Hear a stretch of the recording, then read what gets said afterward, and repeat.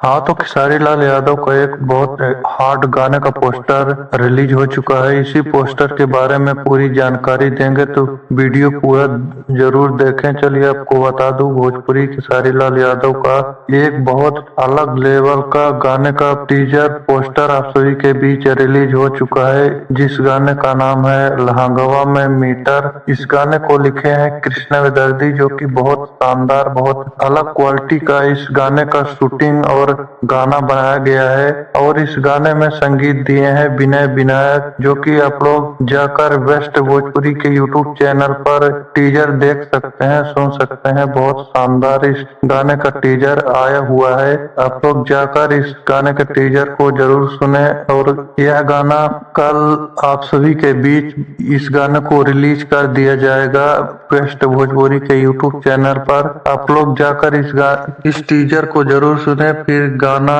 बहुत शानदार आएगा। तो इस गाने को बेस्ट भोजपुरी के यूट्यूब चैनल पर जाकर जरूर सुने। धन्यवाद।